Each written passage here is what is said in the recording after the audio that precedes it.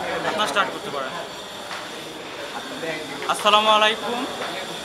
প্রথমে আমরা স্মরণ করছি আমার সহযোদ্ধা এই বৈষম্য বিরোধী ছাত্র আন্দোলনের সাথে জড়িত নিহত ভাই বোনদের, সেই সাথে স্মরণ করছি আমাদের সাথে রাজপথে যারা আন্দোলন করে আহত হয়েছে তাদের প্রতি অনেক কৃতজ্ঞতা ভালোবাসা প্রকাশ করছি। আমরা এই আহত অবস্থায় এখন আমরা মনোবল ধরে এই আজকে প্রায় 1.5 মাস 2 মাস যাবত আমরা হসপিটালে আছি, এখনও আমাদের মনোবল আছে এই সংগ্রাম করার। আজকে আপনাদের মধ্যে আমরা হাজির হয়েছি, আপনারা দেখেছেন এবং জানেন জুলাই হতে 5 আগস্ট পর্যন্ত আমাদের সাথে কী বর্বরতা কী রকম ঘটনা ঘটেছে। আমাদের এই ছাত্র জনতার ও দেশের সাধারণ মানুষের সাথে কী ঘটেছে আপনারা তারা স্বচক্ষে দেখেছেন। অনেকেই হয়তো প্রত্যক্ষভাবে দেখতে পারেননি, পরোক্ষভাবে দেখেছেন টিভি চ্যানেলে। যারা রাজপথে ছিল একমাত্র তারাই বুঝতে পারবে এই স্বৈরাচার সরকার কতটুকু বর্বরতার আচরণ আমাদের সাথে করেছিল। আমাদের এই ছাত্র জনতাকে হটানোর জন্য ওরা কত ধরনের ক্রাইম আছে, যত ধরনের আছিল। একটা দেশে যুদ্ধ লাগলে অন্য দেশের সাথে যে রকম যুদ্ধ হয় সেই ধরনের যুদ্ধর মতো ওরা আমাদের আচরণ করেছে। উপর থেকে হেলিকপ্টার দিয়ে গুলি করেছে, নিচ থেকে ফায়ার করেছে, রাবার টিয়ার শেল যত কিছু আছে গ্রেনেড সহ ছুঁড়ে মেরেছে, যার ফলে অনেকের হাত বিকলাঙ্গ হয়ে গেছে।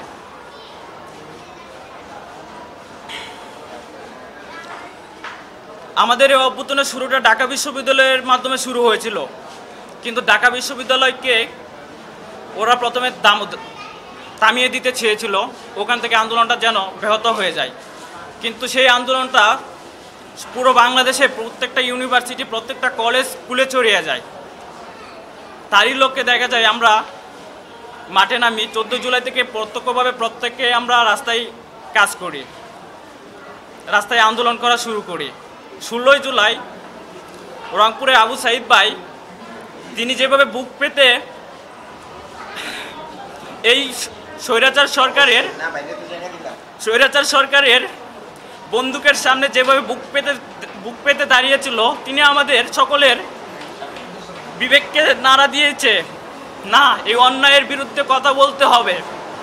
আমাদের লাখো ভাই তার এই অনুপ্রেরণায়, তার এই বুক পেতে দেওয়ার যে সাহস, সেই সাহস থেকে অনুপ্রেরণা নিয়ে আমরা 16 পর থেকে 17, 18 থেকে 5 আগস্ট পর্যন্ত প্রত্যেকটা ছাত্র ওদের এই স্বৈরাচারের সামনে আমরা বুক পেতে দাঁড়িয়েছিলাম। আমরা এক পাও রাস্তা থেকে হটে যাইনি।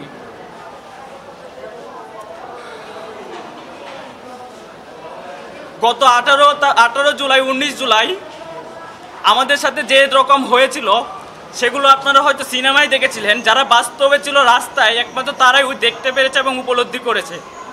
আমাদের হাতে ছিল ইট, হাতে ছিল লাঠি, আর ওদের হাতে ছিল আমাদের টাকার কেনা গোলা বারুদ। ওরা এগুলো আমাদের নিক্ষেপ করে পঙ্গুত্ব করে দিছে অনেককে। আজ আমরা হাত পা হারিয়েছি, অঙ্গহানি ঘটেছে, প্রায় 10,000-এর বেশি মানুষ আহত হয়েছে, প্রায় 1000 খানেক আমরা নিহত হয়েছি। এখন অনেকে বলতেছে, আমাদের সমন্বয় কমিটি ওনারাও বলতেছে আমাদের অন্তর্বর্তীকালীন আমাদের সরকার আমাদের আশ্বস্ত করেছে দ্রুত সময়ের মধ্যে তালিকা প্রকাশ করবে। আমরাও চাই সেটা দ্রুত সময়ের মধ্যে হোক। আমরা সেটার জন্য কিছু দাবি নিয়ে আপনাদের মধ্যে হাজির হয়েছি। আমরা আপনাদের কাছে অনুরোধ করব, অন্তর্বর্তীকালীন সরকারের কাছে অনুরোধ করব, আমাদের অন্তর্বর্তীকালীন সরকারের কাছে অনুরোধটা আমাদের থাকবে, আমাদের দাবি সমূহ তিনি যেন আমাদের এই অনুরোধগুলো মেনে নিয়ে দ্রুত বাস্তবায়ন করে। আমি এখন আমাদের এই অনুরোধগুলা আপনাদের মধ্যে বলতেছি। বৈষম্য বিরোধী ছাত্র আন্দোলনের আপনাদের কিছু অনুরোধ সমূহ: 1. বৈষম্য বিরোধী ছাত্র আন্দোলনে সকল নিহতদের সুষ্ঠু তদন্ত সাপেক্ষে পূর্ণাঙ্গ তালিকা প্রকাশ করে তাদের শহীদের মর্যাদা দিতে হবে এবং সকল নিহতদের পরিবারকে এককালীন ক্ষতিপূরণ বাবদ 1 কোটি টাকা প্রদান করতে হবে। সুষ্ঠু তদন্ত সাপেক্ষে খুব দ্রুত সময়ের মধ্যে সকল আহতদের পূর্ণাঙ্গ তালিকা প্রকাশ করতে হবে এবং তাদের রাষ্ট্রীয়ভাবে সম্মান দিতে হবে। সরকারি ঘোষণা অনুযায়ী আহতদের বিনামূল্যে চিকিৎসা দেওয়া হচ্ছে, কিন্তু অনেক রোগী আছে যাদের অবস্থা অনেকটা আশঙ্কাজনক। তাদেরকে যেন অতি দ্রুত সময়ের মধ্যে উন্নত চিকিৎসার জন্য বিদেশে পাঠানো হয়। অনুরোধ 4, আন্দোলনে আহতদেরকে এককালীন ক্ষতিপূরণ ও দীর্ঘমেয়াদী পুনর্বাসনের ব্যবস্থা করতে হবে। দাবি 5, আহত শিক্ষার্থীদের পড়াশোনার যাবতীয় খরচ সরকার বহন করবে এবং আহত শিক্ষার্থীদের পরীক্ষা নেওয়ার ক্ষেত্রে বিশেষ বিবেচনা করতে হবে।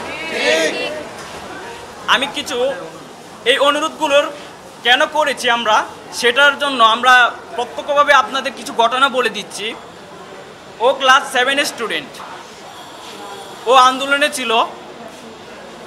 ও গত 5 আগস্ট আন্দোলনে ওকে যখন আনসার বাহিনী ওকে ধরে ফেলে, যখন পক্ষ বিপক্ষ হামলা হচ্ছে ওকে ধরে ফেলার পর ওকে জিজ্ঞেস করে ও কি করে। ও যখন বলে ও একজন ছাত্র, ওর হাতটা ধরে এই ডান হাতে গুলি করে ডান হাতটা নষ্ট করে দিয়েছে ও যাতে পড়াশোনা না করতে পারে। ওর হাতটা এখন পেটের চামড়া কেটে ভিতরে লাগিয়ে রাখা হয়েছে। যদি জয়েন্ট নেই তাহলে চামড়াটা কেটে হয়তো ওর হাতটা একটু পুরোপুরি না আসলেও হয়তো আসতে পারবে।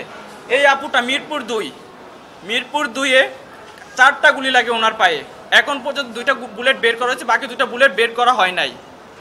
আমার এই ভাই, উনি 18 জুলাই উত্তরাতে এক গুরুতরভাবে আহত হয়।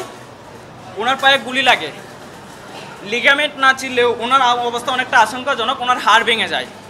হাড় ভেঙে যাওয়াতে উপরে চামড়া লাগানো হয়েছে পরপর 2 বার। এখন পর্যন্ত চামড়া জোড়া নিচ্ছে না। আমার পাশে এই যে ছেলেটা দেখছেন আপনারা, ও ক্লাস 4 স্টুডেন্ট। ও আমাদের সাথে যুদ্ধে অংশগ্রহণ করেছে। ও বাসায় বসে থাকে নাই। ওকে ধরতে পারেন আপনার, ও একজন বীর পুরুষ ক্লাস 4 স্টুডেন্ট হয়েছে, আন্দোলনে জড়িত হয়েছে। অনেকে হয়তো ভয়ে বাসা থেকে বের হতে পারেননি। ও ক্লাস 4 স্টুডেন্ট, ওর বয়স 10 বছর হবে না। ও আমাদের সাথে আন্দোলনে গেছিল। ওর বুকে এদিক দিয়ে বুলেট ঢুকে পিছন দিক দিয়ে বের হয়েছে। ওর অবস্থা অনেকটা আশঙ্কাজনক।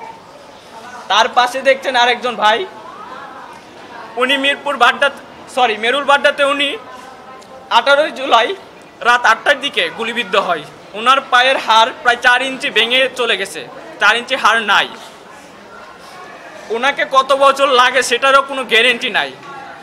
ওনাকে যদি উন্নত চিকিৎসা দেওয়া হয় হয়তো উনি দ্রুত সময়ের মধ্যে আবার স্বাভাবিক না হলেও পুরোপুরি মোটামুটি হাঁটাচলা করতে পারে, সেভাবে ফিরে আসতে পারবে। আমার পাশের আরেকটা ভাই দেখছেন, উনি কেটে খাওয়া একটা মানুষ। উনিও আমাদের আন্দোলনে গিয়েছিল। আমাদের এই ছাত্র ভাইদের বর্বরতার দৃশ্য উনিও মেনে নিতে পারেনি। উনি একজন মাছ বিক্রেতা। উনি আমাদের এই ভাইদের রক্তাক্ত দেখে উনিও ঘরে বসে থাকে নাই, উনিও আমাদের আন্দোলনে যোগ দেয়।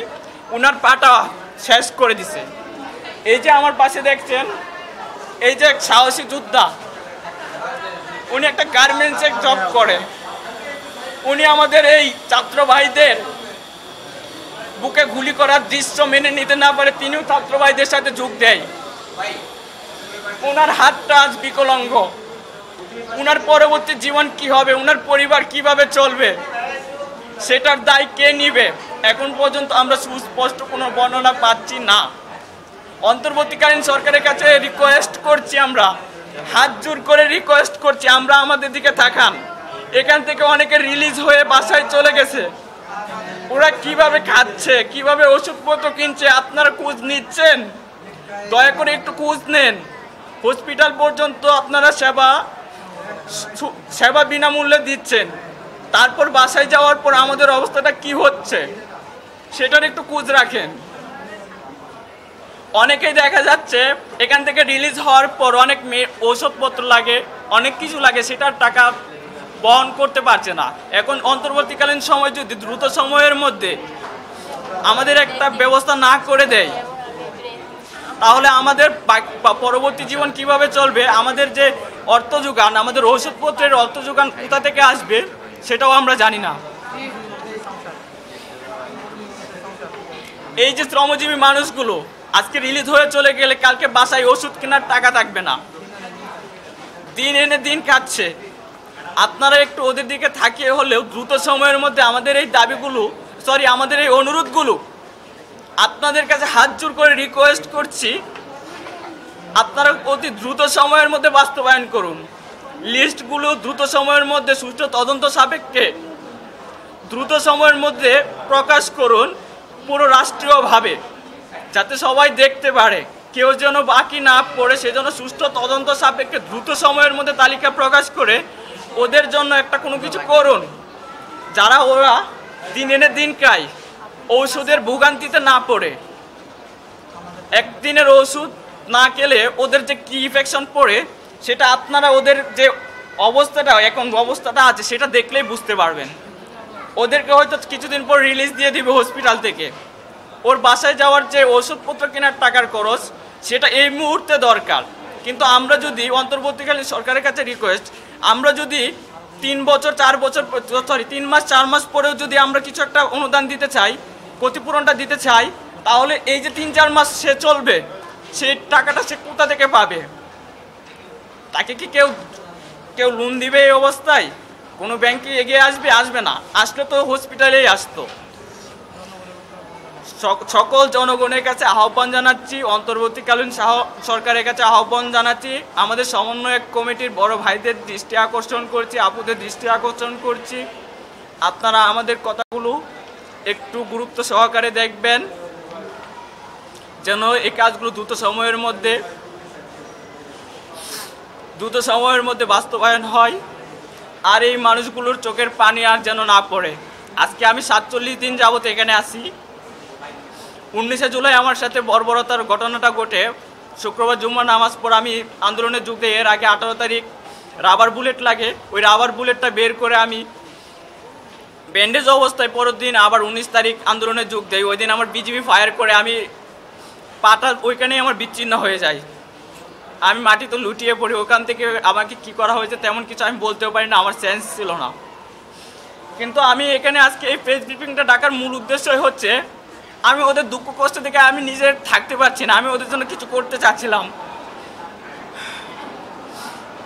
স্বাস্থ্য উপদেষ্টা, সমন্বয় কমিটি সবাই আমাদের আশ্বস্ত করেছে দ্রুত সময়ের মধ্যে তালিকা প্রকাশ করবে।